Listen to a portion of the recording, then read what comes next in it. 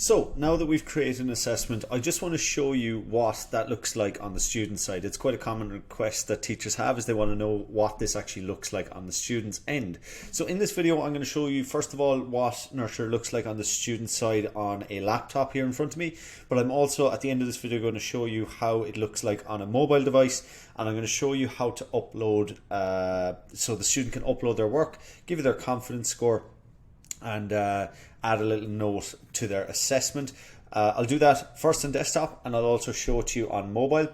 What I'm also going to show you at the end of this video tutorial series in a different video, like one of the last videos, I'm going to show you how students can close out the feedback loop.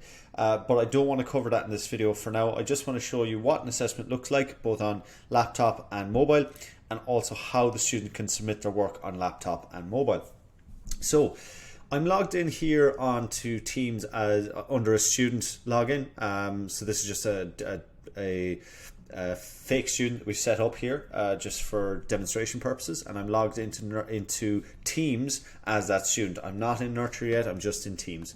So just a couple of things to note here. Under the general, the posts tab, we can see here that my teacher, which is Dara Lynch, that's actually me, has added a new tab at the top of this channel. So you might remember when you first installed Nurture, and remember that little checkbox that asks you if you want to post that into the Teams group. So if you leave that checked, it's going to send the students this little notification that a new tab has been added. If you uncheck that, it's obviously not going to post this. And we can also see that my teacher has created a new Nurture assignment here, okay? You can also see that Nurture is a new tab on top here. Now, I'm not sure why it's slightly cut off, but it is there. So as a student, I can access Nurture at any time by clicking on the tab itself, okay? Now, students probably, what they're going to do is they're probably going to see that you've created a new assessment first, and rather than click on Nurture, they might click on View Assignment, or they might open it in Browser, okay? Now, I'm just going to click View Assignment for now. And all this is going to do is pretty much just open the Nurture tab. We don't have the power to go directly into the assignment. It's just going to open up Nurture, okay? So the student is going to be asked to probably log in again at this point. So I'll just click Log In, and I'll just select the student's email, which is Shane, of course. And now we are logged into Nurture as the student, okay? And a couple of things you'll notice here, they don't have the option to create a new assessment, or they don't have the assessment templates or the classroom settings that you have on your teacher view. That's just because they're a student, okay? The first thing they'll see is this graph, which is empty at the moment, and they'll have no engagement score, no confidence, or no average grade. That's simply because we've done nothing yet on Nurture. But as several assessments are completed, this graph will show them their confidence versus their grades along with their engagement score, okay? But if I scroll down, I can see this assignment here, and this is the one that the teacher has given me. Now, just before I jump into this assessment, I just want to talk about engagement score for a moment, because this is something that teachers have asked us about, and I kind of want to explain what that is, okay? And I know I can't really explain it to you here while it's empty, but essentially all the engagement score is we track how much the student has engaged with an assessment, okay? This is separate to their confidence score. This is separate to their actual grade. This is just about how much they've actually engaged with the assessment, right through from when you've given the assessment to them, right through until they close the feedback loop, okay? And the engagement score is marked on a percentage basis, so it's out of 100, okay?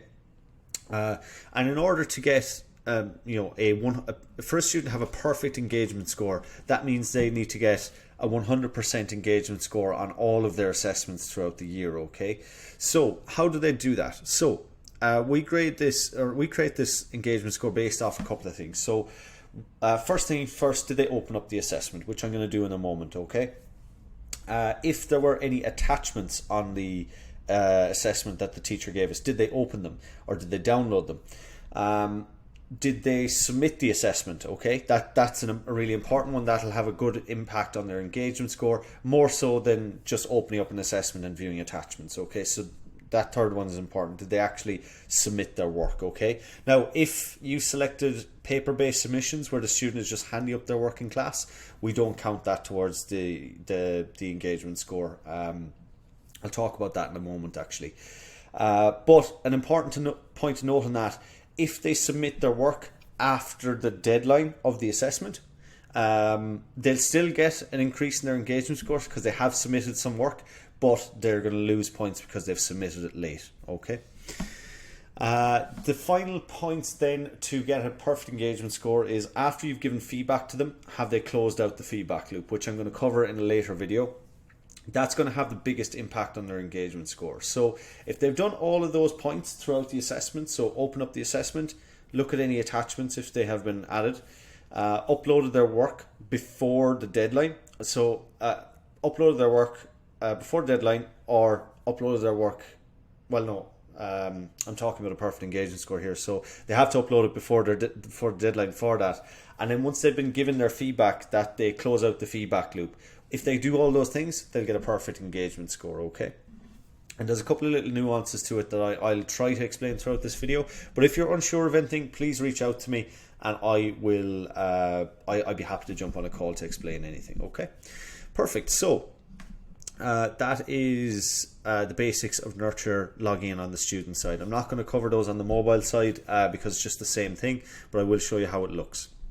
So the assessment itself then, if the student was to log into it, remember this, the exact assessment I created in the last video, this is what the student sees. So it's very similar to what you have on that, except there's a couple of little changes here. So obviously we have the title, the status, so this is pending for the student. When it's due, the teacher that has given it to me, of course, and the description. Okay. There's also this attachment here that me as the teacher added, and then there is the specific learning outcomes that I need to factor in when I'm completing the assessment. Okay.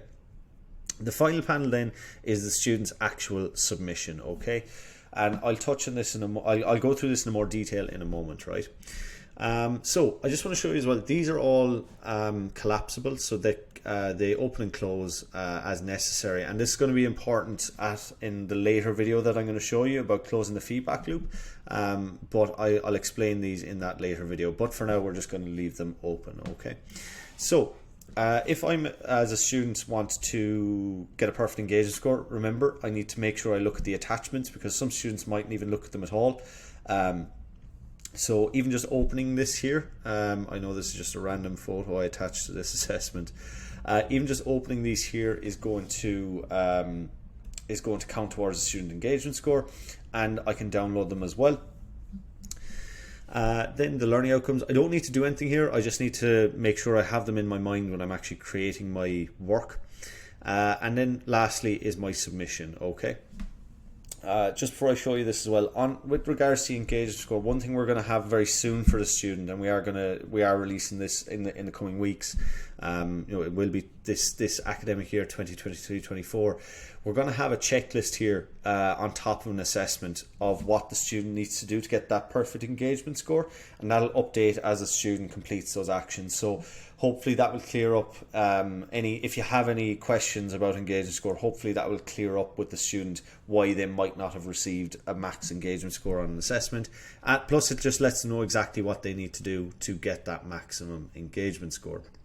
So right, but you want to see how the student actually submits. Okay, so right, so submission here. So the student, because I selected paper submissions, technically the student doesn't have to even do any of this. They can just hand you up their work and then you can give them feedback. But if they want to increase their engagement score, what they can do is they can add a little comment in here. Now we're not allowing students to have access to AI because that's only going to be on the teacher side, but the student can just say this assessment, took me an hour and I found it difficult.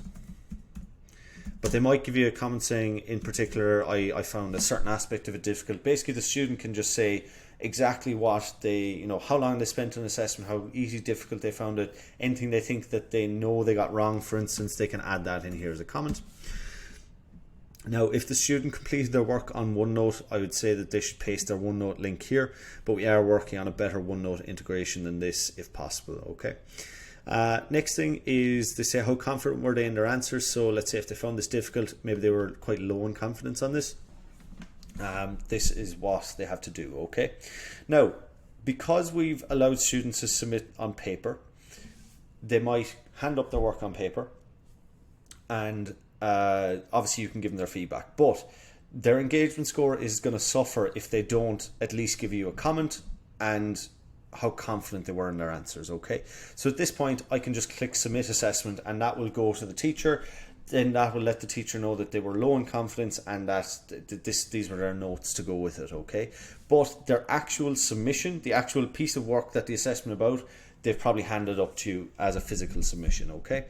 So that is paper submissions. But if this was an assessment where students have to submit digitally, this is exactly the same, except we do not allow them to submit until they've actually uploaded an attachment of their work. So they still have to give you a note, they still have to give you their confidence score, but Nurture says this student has not submitted their work until they have actually added an attachment. So I'm going to do that here. Now I've just prepared a simple document for this, so I've just added as a student name. I've actually spelled it wrong. And just the title of the document here. Now they can upload it as a Word document, they can upload a photo of their work even, so if they actually wrote it down on paper, they can take photos of it and upload it, or they can upload a PDF or whatever that suits them there. Once I click upload, that is an attachment of their work there. So to recap, I've given the student a note, I've given them their confidence score, and I've given them an attachment of my work, okay? This is exactly what they need to do if it's a digital based assessment. If it's paper based, they don't need to upload an attachment of their work. In fact, they don't need to do anything at all at this point. They can just give you up their work, but their engagement score will take a hit because they haven't given their confidence score before the deadline, okay? So, happy with everything, I'll just click submit assessment, and that's it. My assessment has been submitted, and now we can see that this is my confidence score, this is my comments, and these were my attachments. Now I can edit these, I believe, up until the point that the teacher has released feedback to me. If the teacher has given me their feedback, I don't think I can change the confidence score or any of the attachments. I think this is still editable up until the deadline, or up until the teacher actually submits work or submits feedback back to me. So that is what this looks like on the student side on desktop. I know that there might have been there's a couple of different nuances here depending on whether it is a paper-based assessment or whether it is a digital-based assessment, but hopefully this answers those. What I'm going to do now is I'm just going to jump over to the mobile side just to show you what it looks like on mobile, but the actions are all the exact same. So on a mobile device, this is what the student should see on Nurture. So again, we're just in the posts tab on Teams. So again, we still have the same two posts that we saw on desktop, and we have the my teachers created a new assessment in Nurture here. So if I just click view assignment, it should open the Nurture tab. So the way this works is Nurture essentially works within a browser, okay? So it's not like a direct app in Teams. Now we can see here, because I actually already submitted the assessment on desktop, we can actually see this graph starting. So the student currently still has an engagement score of 100 because they've done everything they could do up until this point. I've already submitted this on desktop and I engaged with the attachments on it, for instance, but I just wanted to show you what this looks like on mobile, okay? Now, if that, I just want to go back out of this if I can. No, I can't actually for some reason. So for some reason, the back button on mobile devices is a limitation of Teams. It won't close out back into Teams. So if a student is in Nurture, they're going to have to actually close the Teams app and reopen it if they want to get back to Teams. But once they're in Nurture, it should work.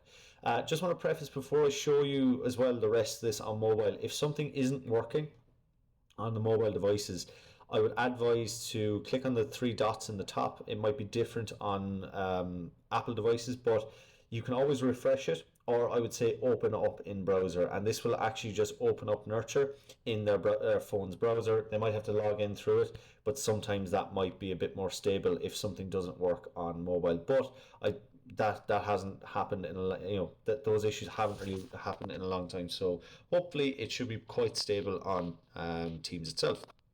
So on mobile then, we still have the same graph. We still have the same graph. We have got the student's confidence, and we have the assessment here. So if I click view assessment and click on and open that up, we can see we still have the same information. We got the title. Now the status has changed to submitted. That's because I did it on desktop, but I just wanted to show you here. We still have all the information here. We have the actual the attachments, the description. We have the learning outcomes. And we've got the submission here already. Now, I'm just going to click edit submission here because this is what it would look like, let's say, if the student had not submitted anything, except these would be empty, okay? So we've got the notes here. Student can type in their notes as necessary. They can link a OneNote document as necessary if they want, or but they can also select their confidence score, okay? Now, if they had no attachments added, all they click is add attachments. Click select files to upload, and then they just upload their work. Now this might be a photo of their work, or it might be a PDF, but like I say, on the mobile device they can just upload photos directly here for their work. The one thing I would probably say is maybe they should number the uploads, so if they have like 8 pages of their work, it might be good practice just to name the files, say page 1, page 2, page 3 on their mobile device before they upload their work. But if it's a document, obviously they just upload a document. Now I'm just going to delete this item for now. So at this point I can delete an item. If I've already made a submission, so you can see here, because I already submitted this on desktop, I actually can't remove my previous attachment because it's been there. I can always add more, but I can't actually delete an old one, okay? And yeah, all they have to do is just click submit assessment, and that is submitted, although even though I had submitted it before. But I hope this gives you an idea of what this looks like on mobile. If you've any questions, please do reach out to me.